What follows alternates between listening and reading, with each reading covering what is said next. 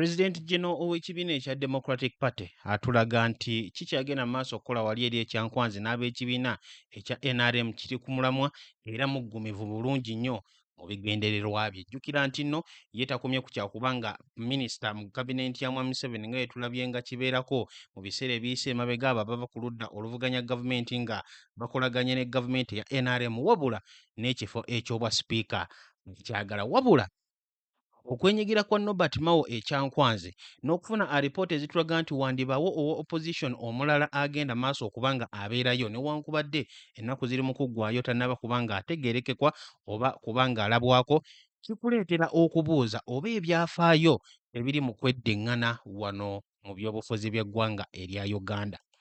Lwaki twebuuza ekibuuzo ekyo? Mu kaseera kano okusinziira ku batunuulizi b'ensonga balowooza nti Mwami Yoweri Kaguta Museveni akakodyo ke yakoze ku mulundi guno ke kwagala okulaga nti gavumenti ye eyaniriza buli omu. It is a broad based government. Niwe babanga bava ku ludda luvuganya gavumenti baanirizibwa oli ne waabanga yali akayanyeeko oba nga takkiriziganya na nkola ya General Yoweri Kaguta Museveni ayanirizibwa okusobola okukolera awamu. Kino eno tukirabyeko mu biseera emabega era in fact ne tulabako abantu abali mu kifo kye kimu ng'ekya Norbert Mao nga baaliko ba President Generals ab'ekibiina ekya Democratic Party nga omugenzi Okawanga Ssemwogerere awamu n'omugenzi John Sebaana Kizito nga bakolagana ne gavumenti ya General Yoweri Kaguta Museveni wabula obuzibu bwe buli nti abantu bano bonna babeera n'ebiruubirira lwaki beegatta ku gavumenti ya NRM ate ne gavumenti ya NRM ebeera n'ebiruubirirwa lwaki eyaniriza abantu bano.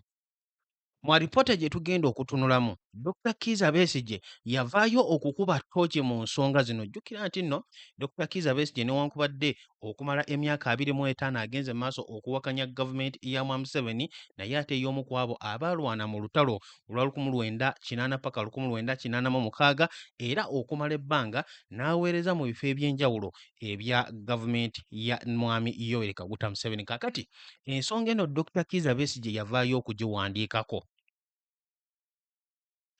nga tannaba oba mu mwaka ogwasembayo nga tannaba kudda ku ludda luvuganya gavumenti ya Mwami Museveni yavaayo n'annyonnyola ebiruubirirwa bya Mwami Museveni bibeera ki okulaga nti nno gavumenti ye ya bonna era eyaniriza buli omu ate n'ebiruubirirwa by'abo abeegatta ku gavumenti ya Mwami Museveni bibeera ki. Mu maaso awo ensonga ngenda kuba nzikutegeeza bulungi nnyo era buli kimu kyonna mbeere nga nkikunnyonnyola.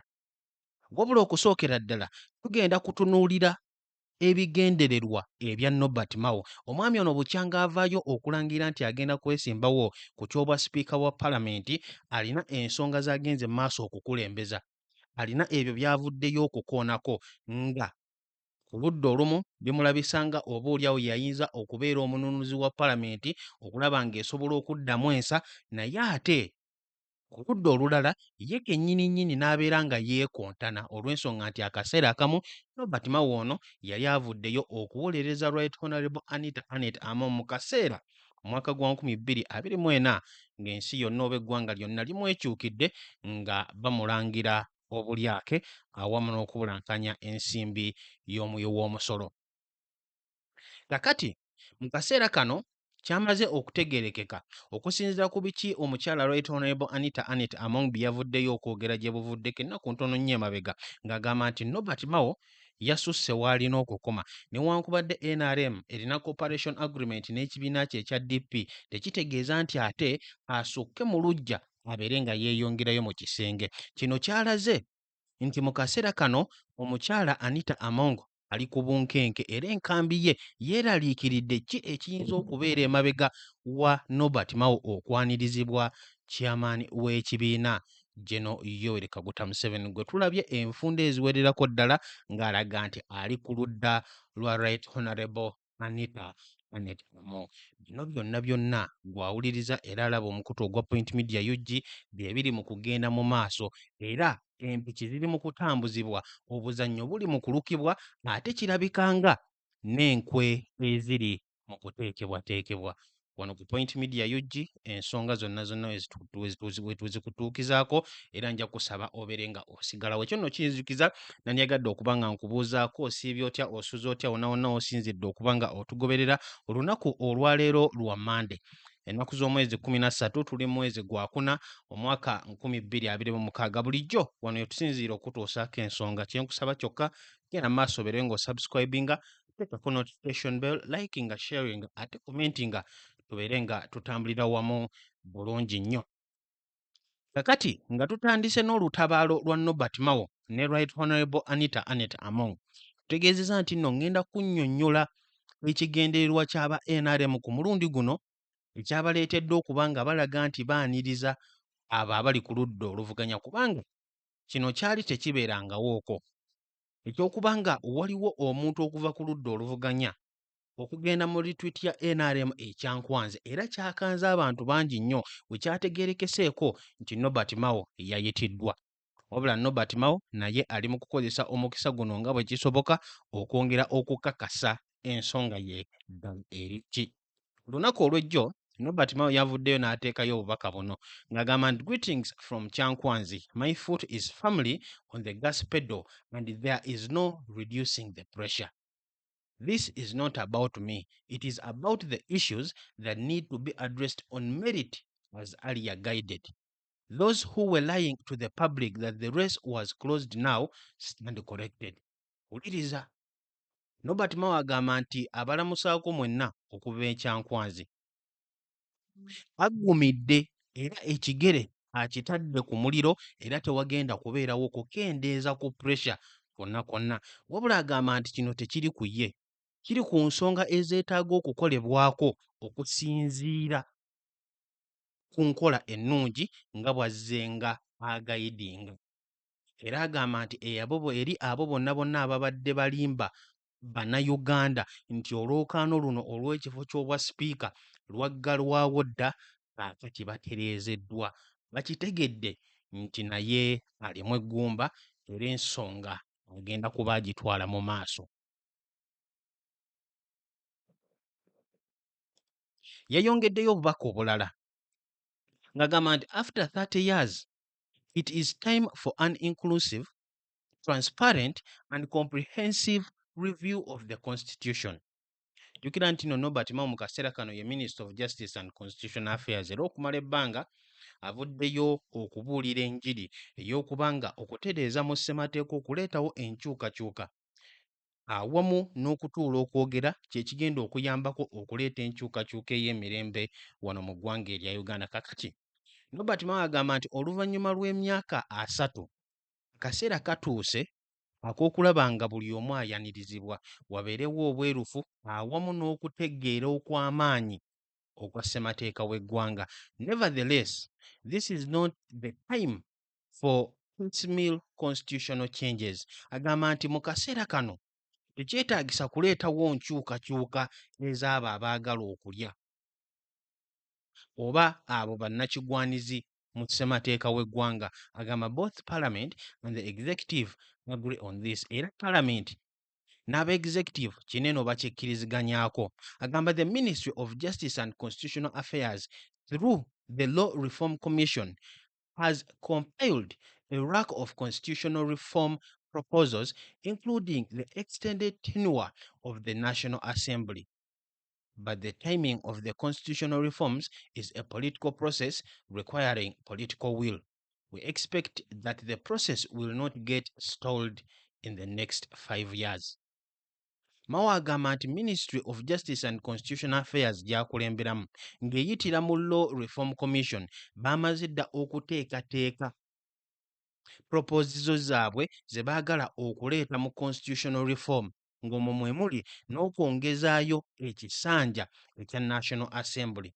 Wabula agamba nti akaseera constitutional reforms zino mwe kajjidde kaseera ak'ebyobufuzi era kyetaagisa obumalirivu mu byobufuzi. Agamba nti asuubira ku mulundi guno mu myaka 5 egiddako omugendo guno oba enteekateeka zino tezijja kuluusibwawo oba kulinnyibwamu.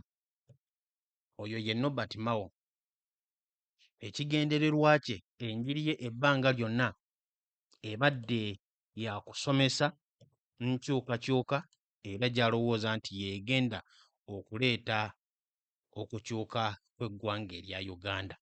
Wabula alabika okuba nti ekyobwaminisita ekifo ekyamuweebwa mu mwaka gwa 2022 tekyamuleetedde kuleeta nkyukakyuka gy'ayagala, n'olw'ensonga eyo bw'atyo n'abeera nga kaakati ayagala bwa sipiika.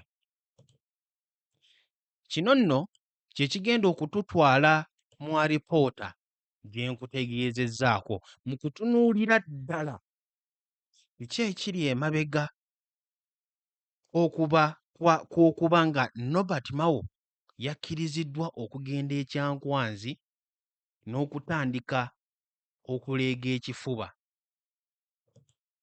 Inside the fine print of Mao's Kyankwanzi speech. Ddala kiki ekiri emabega wa Mao okuba nga yakkiriziddwa okugenda e Kyankwanzi?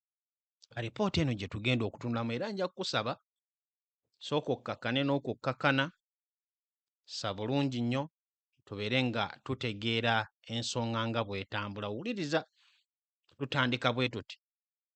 Alipoota etugamba nti at the ongoing National Resistance Movement Parliamentary Caucus Leaders Retreat in Kyankwanzi, which is slated to end on April 15th, the ruling regime has sought to present an all-inclusive government style by including Democratic Party leader Nobert Mao on the menu. Mao, who struck a deal with the regime in 2022 that catapulted him into President Museveni's cabinet as Minister of Justice and Constitutional Affairs, has recently declared his bid to oust NRM's Anita Among as Speaker. This week, Mr. Mao confirmed his participation in the retreat that is ostensibly all about the ruling regime. The presence of Mao at the regime's retreat will inevitably increase the pressure on Among's camp, which has so far dismissed the Justice Minister's candidature as a non-starter since he belongs to DP and not NRM. Although Mao confirmed his presence by calling NRM sister party, Among's supporters have not been kind to him. Wuliriza. Ku bigenda mu maaso e Kyankwanzi, ekibiina kya NRM kyasalawo okweraga nga gavumenti eya bonna, era ng'omwo mwe mwali okuyita Nobert Mao, President General era omukulembeze w'ekibiina ekya DP. Mao yakola ddiiru n'ekibiina kya NRM mu mwaka gwa 2022 kino ne kisobola okumutuusa mu kabineeti ya Mwai Museveni nga Minister of Justice and Constitutional Affairs. Wabula kaakati yalangirira nti agenda kuba asiguukulula Anita Among owa NRM mu kifo eky'obwa sipiika. Ripoota etugamba nti wiiki eno Mao yavuddeyo n'akakasa nti agenda kwenyigira mu retreat eno ey'Ekyenkwanzi emanyikiddwa okuba nga ebbanga lyonna ebadde yaba NRM bokka abo abali mu buyinza, awatali kibiina kirala kyonna oba muntu mulala yenna okuva ku mabbali okuba ng'agyenyigiramu. Wabula okwenyigira kwa Mao mu retreat eno kigenda kuba kyongera akazito ku nkambi ya Mao, newankubadde okumala ebbanga bavuddeyo nga bagamba nti Mao agenda kuba tabasumbuwa olw'ensonga nti tali mu DP, olw'ensonga nti ali mu DP tali mu NRM. Okusinziira ku omu ku abo abavuddeyo okuwakanya okwesimbawo kwa Nobert Mao, omukulu Ofuna Opondo avuddeyo ng'agamba nti unfortunately he has 6 members. I can't see how NRM can support somebody who has 6 members and who has taken his party to a ditch. Okusinziira ku Ofuna Opondo yagamba nti talaba butya muntu alina babaka 6 bokka wanaasikiriza NRM kumuwagira kubanga n'ekibiina kye kyennyini ekya DP yakisuula mu kinnya. Opondo, who is going to represent the elderly from Eastern Uganda in the next parliament, explained.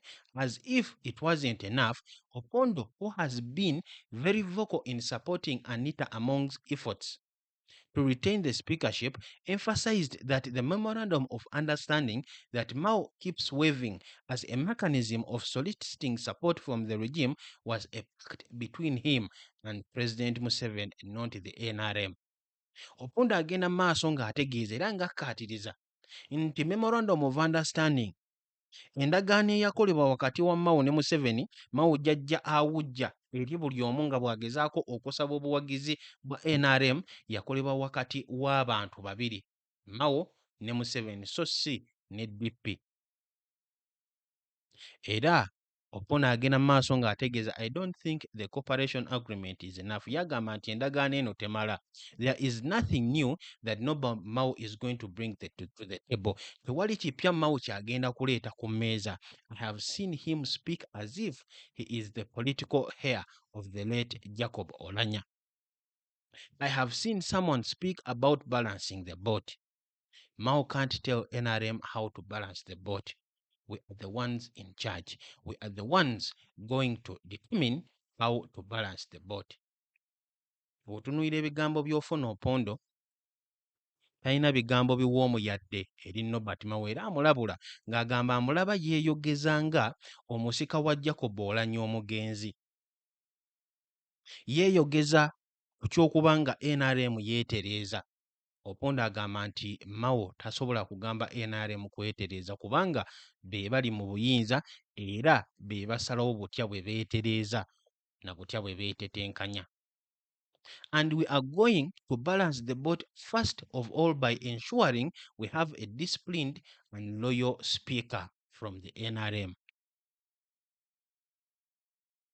Opondo agamba nti bagenda kwetereeza okusookera ddala nga bakakasa nti balina sipiika wa palamenti ow'empisa ate omwesimbu era ng'ava mu NRM. On the other hand, Mao has framed his speakership as a fight against corruption, although the NRM has widely been accused of being riddled with corruption ever since it shot its way into power. Mao has restricted his speakership pitch to confronting the perpetuation of the vice in the House. You see wealth and you ask, surely, what do these MPs sell? Do they have gold mines somewhere? Mao said. Norbert Mao mu lwokaano luno avuddeyo okusingira ddala okutambuza kampeyini ye oba ebigendererwa bye ku ky'okulwanisa obulyake okuva mu palamenti newankubadde ekibiina kya NRM bukyanga kyajja mu buyinza ebbanga lyonna kimanyikiddwa okuba nga ensonga y'ebulyake yafuuka akayinja mu ngatto. Mu kwogera kwa Norbert Mao agamba nti olaba obugagga ne weebuuza nti aba MP bano ddala batunda ki? Balina ebirombe bya golodi ewantu awamu? Naye ate Norbert Mao mu kuvaayo okwogera bino ssaawa zino ate ye kennyini yeeruma ekirimi lwaki? Wuliriza alipoota etugamba nti double speak. Yet back in 2024, when a group of young people tried to protest against corruption, which they said was being orchestrated in parliament, the now incoming Laru Pech district division legislator came out to defend Among. I am surprised when people come out and start attacking my sister Among, claiming she is corrupt. The speaker is a victim of a political witch hunt. Ugandans should stop mixing politics with development.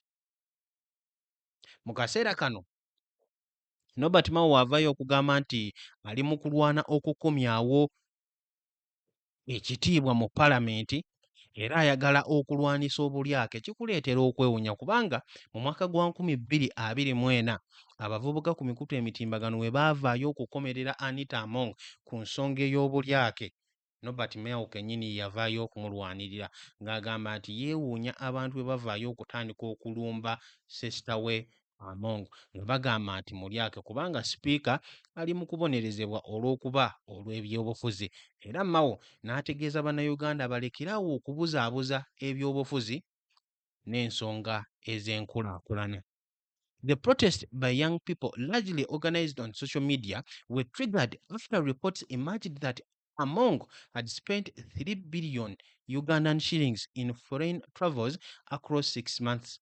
The document that was authored by Ms. Agatha Atuhaire, an activist, indicated that Parliament had extended funds to the House Speaker for trips to South Africa, Rwanda, Italy, Turkey, and Russia that she never took. Parliament denied the report, claiming it was full of exaggerations. The reputation of the House, though, was stained, if not by the corruption accusations, then by the sanctions of the United Kingdom directed at Speaker Among, citing theft of iron sheets meant for Karamoja, one of Uganda's impoverished sub-regions.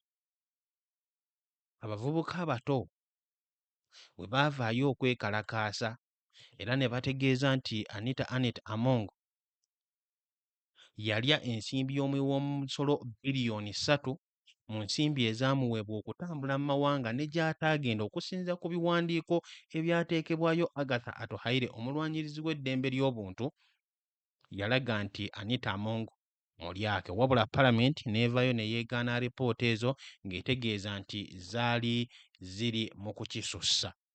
Wabula reputation oba ekifaananyi kya Palamenti kyayonoonebwa, era nga bwe kiba nga okugirumiriza obulyake tekyayonoona kifaananyi, naye ate ensonga ey'envumbo ezaateekebwako eggwanga erya Bungereza ku Palamenti era ku Anita Among byagenda mu maaso okwonoona ekifaananyi ekya Palamenti.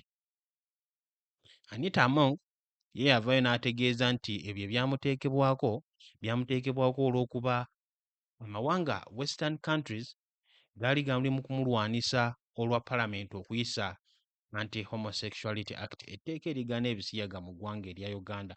Era Among yategeeza nti ye mweteefuteefu okwetikka omusalaba ogw'Abannayuganda miliyoni 48, wabula ebisiyaga tebijja kukkirizibwa mu Uganda. Era n'ategeeza nti okuviira ddala mu ntandikwa ye akimanyi nti obulumbaganyi baagala okubufuula obw'obulyake awamu n'obubbi n'ebirala, naye nga yagamba nti aweereza Katonda omulamu era buli kimu kyonna kyonna kijja kumutambulira bulungi. Wuliriza, tugenda mu maaso nga tuzzeeyo kwa alipoota. Tuli mu kutunuulira ensonga eya broad based government. Kakati wano eno tutuuse ku kinyusi eky'akatambi kano. Broad based government, gavumenti eyaniriza buli omu, kye kifaananyi Mwami Museveni mu kaseera kano kyagezaako okusiigira Bannayuganda, wabula wuliriza ebyafaayo butya bwe bizze nga bibeera, era obeere ng'ofumiitiriza ddala Nobert Mao mu kaseera kano kyakola kiri genuine oba ali mu kukozesebwa era agenda kuteekebwa emabbali. Fast forward to this week, when Mao boarded the bus with freshly elected NRM legislators and headed to Chankwanzi. The development was met with mixed feelings. I think this whole idea of calling Mao at Chankwanzi is part of Museveni's plot to market himself as an all-inclusive leader who doesn't care about your political party or ethnic group. Mr. Yusuf Serunkuma, a political commentator, told the Weekend Monitor, ye omutunuulizi w'ensonga ez'ebyobufuzi era munnamawulire Yusuf Serunkuma agamba nti w'otunuulira ekya Nobert Mao okuyitibwa ekyankwanzi, Mwami Museveni agezaako okwetunda eri Bannayuganda oba oliawo n'ensi yonna okulaga nti ye mukulembeze ayaniriza buli omu era tafaayo omuntu agwa mu kibiina kye eky'ebyobufuzi oba ava mu ggwanga ki. Yusuf Serunkuma agenda mu maaso ng'agamba nti when he came to power in 1986, Museveni instituted what he termed a broad-based government. Mwami Museveni we yajja mu buyinza mu mwaka gwa 1986 yavaayo n'ategeeza nti agenda kukulemberamu ekintu kye yayita gavumenti eya bonna. Among the political parties that were included in this so-called broad-based government was DP, with its honchos such as Paul Kawanga Ssemogerere getting an internal affairs docket, John Sebana Kizito getting the regional cooperation ministry, and Joseph Mulenga getting the attorney general's docket.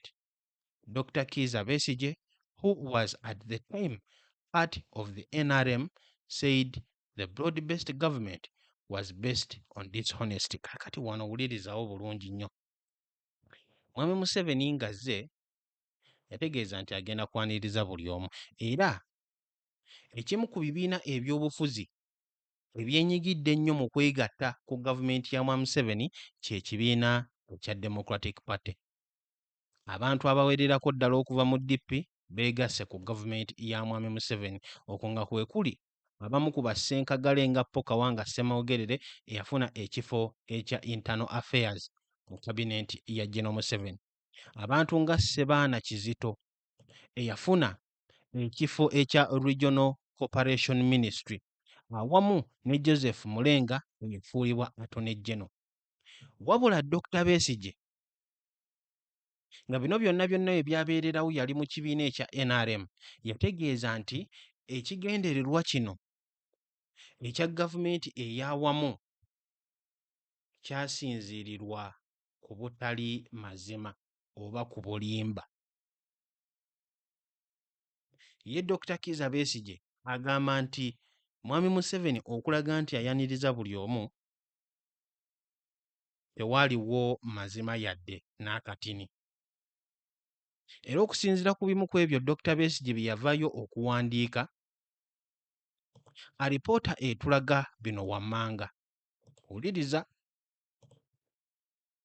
This exercise was however never taken its logical conclusion. Agamba nti ekikolwa kino tekyakolebwaka ku ntegeera yaakyo oba ku kiruubirirwa kyakyo eky'amakulu ekyakivaamu.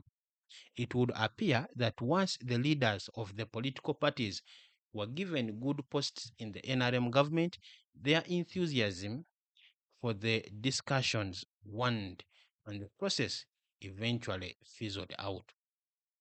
Dr. Besigye wrote in his famous 1999 dossier that led to his separation from NRM. Mwami Besigye ng'agenda okuva mu kibiina kya NRM mwaka gwa 1999 alinako bye yawandiika. Ye yagamba nti oluvannyuma lw'abakulembeze bano abalala okuva mu bibiina ebirala ne beegatta ku NRM ne baweebwa ebifo eby'amaanyi, ne batandika okubivaako eby'okuleeta ebirowoozo ebirungi, ne batandika okunyumirwa obunyumirwa ebifo ebibaweereddwa, emiramwa egyali gibaviiriddeko okuwakanya enkola ya Mwami Museveni ne bagivaako, era okkakkana nga buli kimu kizikiridde awo. Dr. Besigye also said it had been agreed that NRM would serve a 4 years as an interim government, then return power to the people. But Museveni walked back on this as he entrenched himself in power. Besigye agamba nti ekimu ku birala NRM bye yalimba, ekimu ku birala Mwami Museveni bye yalimba, baali basuubizza nti NRM egenda kuweereza emyaka 4 gyokka nga gavumenti ey'ekiseera oluvannyuma obuyinza ebuddiza abantu, wabula Mwami Museveni yeefuula n'asalawo okwennyikira mu buyinza obutabaawo omuntu yenna gezaako yadde okumuggyako. Mu kuwandiika kwa Dr. Besigye agenda maaso ng'agamba nti some politicians in the NRM government who came from other political parties set out to use their advanced positions too, on the one hand undermine the NRM and the other strengthen themselves in preparation for the post-NRM political period. Era Besigye agamba nti abamu ku bannabyabufuzi abayingira gavumenti ya NRM baasalawo okukola ebintu bino bibiri wammanga. baakozesa ebifo bye baali baweereddwa okusobola okwekuza ate nga bwe balinnyirira NRM. Ate ku ludda olulala ne babikozesa ebifo bino okuzimba obugagga nga we beeteekerateekera ekiseera nga NRM evuddewo. Consequently, they fell out with the NRM leadership and a number of them were arrested and charged with treason. Ekyava mu ebyo Dr. Besigye atutegeeza nti baayawukana n'obukulembeze bwa NRM era abamu ku bo baakwatibwa ne bateekebwako n'emisango egy'okulya mu nsi yaabwe erukwe. Historical NRM politicians who thought they were not appropriately placed in government blamed this on the large number of non-NRM people in high places and set out to campaign against the situation. Kino Dr. Besigye kye yawandiikako mu mwaka gwa 1999 kye tuli mu kulaba mu kaseera kano. Norbert Mao ali mu kukola kyonna ekisoboka okusobola okufuna ekifo ng'akyali mu NRM, oboolyawo naye ali mu kweteekerateekera kaseera nga NRM evuddewo, oba sinakindi ddala alina enkyukakyuka gy'ayagala okuleeta, wabula abo abali mu NRM munda ate nabo bamulwanisa. Wuliriza bulungi, weetegereze. Mu kaseera kano twalabye Anita Among agamba nti Norbert Mao yasusse w'alina okukoma. Dr. Besigye agamba nti abo aba NRM bakaasangwawo mu biseera ebyo abaali balowooza nti nno tebaweereddwa bifo birungi baatandika okunenya abo abaali bayingidde NRM naye nga mu kusooka tebaali ba NRM, kyokka ate ne baweebwa ebifo era bwe batyo ne batandika campaign okubagoba n'okuggyawo embeera eno. They created a distinction between government leaders as NRM and broad-based. Era bwe batyo ne bateekawo enjawulo, ne bateekawo omuwaatwa wakati w'abo ba NRM abaasangwawo awamu ne gavumenti eya bonna. If you were referred to as broad-based, it was another way of saying you were undeserving of your post or that you were possibly an enemy agent, Dr. Besigye said. Era Besigye yategeeza nga bwe twalabye Anita Among ng'ayita Norbert Mao ng'amugamba nti mugenyi. Dr. Besigye yawandiika ng'agamba nti mu biseera biri bwe baakuyitanga owa gavumenti ya bonna kyalinga kitegeeza nti ekifo ekyakuweebwa tokigwanira oba si kyo ng'ova mu nkambi y'omulabe era ng'okolera mulabe. Alipoota etugamba nti Besigye was perhaps alluding to Andrew Lutakome Kayiira, a former Uganda Freedom Movement army guerrilla leader who had merged his fighting forces with those of the NRA in April 1986. This was a few months after Kayiira was appointed energy minister in the so-called broad-based government. Alipoota etugamba nti oboolyawo mu biseera ebyo Dr. Besigye yali ayogera ku Andrew Lutakome Kayiira eyalina ekibinja kye ekyabamukwata mmundu, wabula mu mwaka gwa 1986 mu April n'akigatta n'aba NRA. Era emyezi mitono nnyo Andrew Lutakome Kayiira n'alondebwa okubeera energy minister mu gavumenti eyayitibwanga ey'abamu. Wabula alipoota egenda maaso okututegeeza nti the love affair did not last. Enkolagana eno teyalwawo nnyo wakati wa Lutakome Kayiira ne gavumenti ya bonna eya Mwami Museveni. The love affair did not last long because Kayiira was arrested on October 5th, 1986 and jailed in Luzira together with 24 others on charges of treason. Kayiira, who had links to DP, was arrested on February 24th, 1987, but met his death a few weeks later while at the home of his friend Henry Gomba in Makindye Division, Kampala. Gunmen who had been reprimanded sprayed the house with a hailstone. Who have never been reprimanded, sorry, gunmen who have never been reprimanded sprayed the house with a hailstorm of bullets, killing him instantly.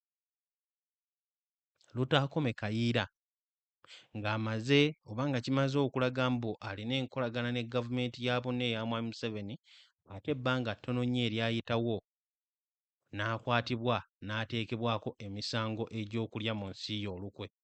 Wiiki ntono nnyo nga yaakateebwa okuva mu kkomera, ennyumba ya mukwano gwe gye yalimu n'efukirirwa amasasi agaamuttirawo. Ekyo kikulaga nti embeera mu kaseera kano gye tulimu eya Norbert Mao, Pulezidenti General w'ekibiina kya DP, okuba nga alaga amaanyi ng'ali wali eri mu retreat ya NRM, yali ebaddewo okwo. Embeera eya Mwami Museveni okusiiga ekifaananyi nti buli omu yenna ayanirizibwa era buli omu asobola okuweebwa ekifo. General Museveni yavuddeyo n'ayogera ng'agamba nti ku nsonga ya Norbert Mao yalaba nga muntu wa njawulo era kyekyo lwaki yamwanirizza. Wabula kiki ekigenda okuva mu bino byonna? Nga tumaliriza oba nga tutuuse ku kitundutundu ekisembayo ekya lipoota eno, a new consciousness, wandibanga waliwooko enkyukakyuka ezze mu NRM, nti kaakati ddala Mwami Museveni ky'akola kyekyo nga bwe kirabika kungulu teriiyo, kyekwekedde mabega eyo. In their paper investigating the links between political settlements and inclusive development in Uganda towards a research agenda, Fred Goloba Mutebi and Sam Hickey say Uganda's post-colonial history before the NRM emerged from the Luwero jungles involved ruling coalitions that were initially intended to be broad-based but which became increasingly characterized by ethnic, regional, and religious exclusivity, with heavily militaristic tendencies in support of moves away from political disorder and towards a dominant leader from a political settlement. Uliriza mu lupapula omukulu Fred Goloba Mutebi awamu ne Sam Hickey lwe baawandiika ku byafaayo bya Uganda nga tuvudde okubeera ettwale ly'amawanga amazungu, NRM ye yaleetawo bino ebiriwo. Mu lutalo mu nsiko ekyali kiteeseddwako nti gavumenti yali ejja kubeera ya nkolagana oba ya mikago egy'enjawulo, era nga ekiruubirira kiri nti gavumenti egenda kubeera ya bonna, wabula oluvannyuma gavumenti ate yatandika okubeeramu obusosoze okusinziira ku ddiini, okusinziira ku ggwanga, okusinziira ku kifo ki ky'ovaamu ng'otunuulirwa mu ngeri ndala, era okkakkana nga gavumenti efuuse ey'ekinnamagye ng'amagye ago tegagenda kutambuza political order nedda, wabula nga gagenda kutambuza ekintu eky'omukulembeze atakwatwako era agenda okuleetawo form of political settlement. Part of this legacy was to ensure the military would remain a key player within the ruling coalition. Era ekimu ku biri mu legacy eno kye kyali okukakasa nti eggye lirina okusigala nga lya mugaso nnyo mu mukago ogw'okufuga. In ideation terms, the notion of Uganda as a coherent political entity and the idea that state was a legitimate political force were both heavily damaged during this era. Era mu nkola oba mu kukkiriza, alipoota etugamba nti okusinziira ku risaaki ono yalaga nti ekyokulowooza nti nno Uganda yali egenda kubeeramu ebyobufuzi eby'obumu era ekyokulowooza nti nno gavumenti yali ejja kubeera eyo etambulira ku mateeka byasinga okukosebwa mu mulembe ogw'okulwana olutalo luno olwaleeta Mwami Museveni. It is believed that while in Changkwanzi, Mao will attempt to market his speakership to NRM legislators, who will constitute the vast bulk of the Electoral College. Mao has not shied away from claiming that his speakership will deliver Uganda to the promised land as it heads into what many see as a transitional period. Kikkirizibwa nti nga Mao ali e Kyankwanzi agenda kugezaako okwetunda eri aba NRM okulaga obusobozi bwe okubeera sipiika olw'ensonga nti be bangi mu palamenti. Era taswadde kuvaayo okutegeeza nti nga ye sipiika ajja kusobola okutuusa eggwanga erya Uganda mu nsi ensuubize. Nga bwe tuli mu kweteekerateekera akaseera bangi nnyo ke balowooza nti ke kagenda okubeera ak'enkyukakyuka. Gwawuliriza era alaba omukutu ogwa Point Media UG, Norbert Mao n'okubeera kwe wali eri e Kyankwanzi, ebyafaayo kubirinako bwino era kimwami Museveni kyali mu kukola kati si gwe gusoose okuba nga kikolebwa, wabula ki ekigenda okuddako. Norbert Mao ayagala alaga nti ekifo kino akyagala. Anita Among alagira ddala nti ekifo kino teri n'omu agenda kukimugyamu. Kyokka ate Gen. Yoweri Kaguta Museveni mu kaseera kano alabise okuba ng'akyasirise, alindirira okulaba ani anaavaayo nga muwanguzi, ani anaavaayo nga ayaguddwa wakati wa Norbert Mao ne Anita Among. Katulindire okulaba butya buli kimu kyonna kyonna bwe kinaakomekkerezebwa. Sigenda kusukkawo. Mwebale nnyo, mwebale ddala okutambulira ku Point Media UG. Kambagalize olunaku olulungi era mweraba.